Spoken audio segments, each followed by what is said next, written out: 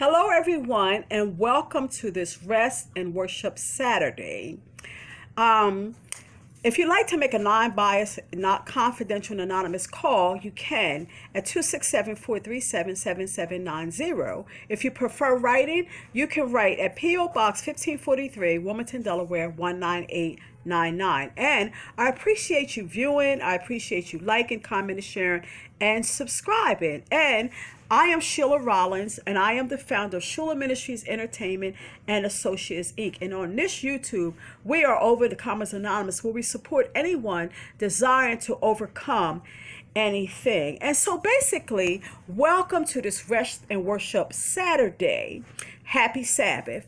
And so today at Sabbath school, like Sunday school, today at Sabbath school, they were basically talking about what I was talking about yesterday, on Friday, preparation for the Sabbath, having our expectation in God.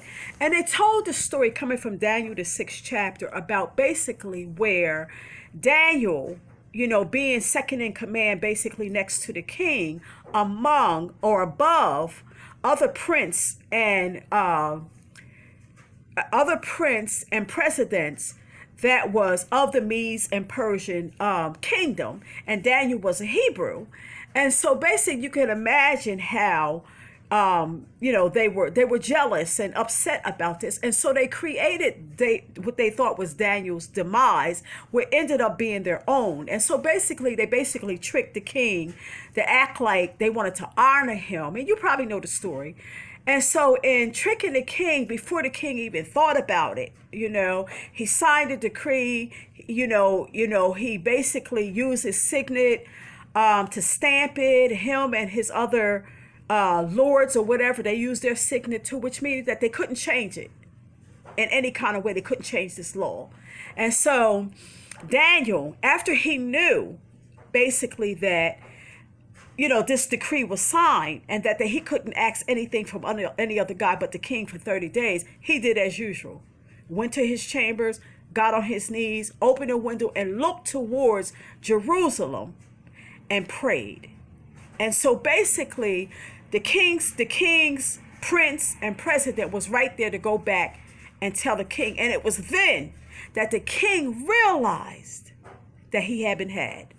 And that this whole thing, and saying that they wanted to honor Daniel, they were really trying to kill. They tried to say that they wanted to honor the king, but they were really trying to destroy Daniel. And so we need to be careful and watch carefully at some people, because it may be some kind of trick to try to hurt and harm somebody else that they don't care for. But anyhow, another story that was told also too was about Elisha, when the men of I think it was Syria, they had came basically to steal Elisha. And the whole stories are about trusting in God above everything and everyone. And so Daniel, for example, Daniel had already seen how God worked, and making sure that for 10 days or for the length of the time, that they were going to be trained for the work in the king's palace, that they were able to eat the food that they were accustomed to, which people call the Daniel fast, but it was not a fast. It was the way Daniel ate. And also, too, he had seen where God had given him the dream, and also the dream and the meaning of the dream of King Nebuchadnezzar, saving the astrologers and the magicians and, the soothsayers of King Nebuchadnezzar's kingship. And so Daniel has seen a lot in his lifetime.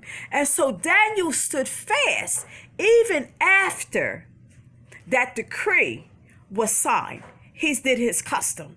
Okay. Some people said, if he had still prayed and shut the door, would you have been mad? Well, that would have been doing a mini bow. And we don't need to be doing no mini bow to Satan. If we're going to follow God, we need to follow God. And so basically, getting back to Elisha. So when this whole army came to get Elisha. You know, they circled the whole city. They was looking for one man. They circled the whole city, and Elisha's helper was with him. So when he looks out the window and he sees this army of people, and basically he's saying, what are we going to do? And Elisha was real cool about it. He was like, don't worry about a thing. It's more with us than with them. He was like, the last time I checked, it was just me and you. What do you mean? And he asked God to open his servant's eyes. And when he did, he seen over the mountain, he seen thousands and thousands of supernatural beings, you know, on behalf of Elisha. And so basically, the reason why this is important for me to talk about is because I want to get to the point in my life where I only care about God. And for God I live, and for God I die. Okay? And so I don't want to be obedient to God just because I'm hoping he'll deliver me. I want to be obedient to God whether he delivers me or not. If you're there with me or you want to get there, comment down below. Because guess what? You know, I would rather suffer with the people of God to enjoy sin for a season. Okay? That was Moses that said that. He suffered. He said that he would rather suffer. And I'm just about that right now, because it's like, at the end of the day, who do we have but God?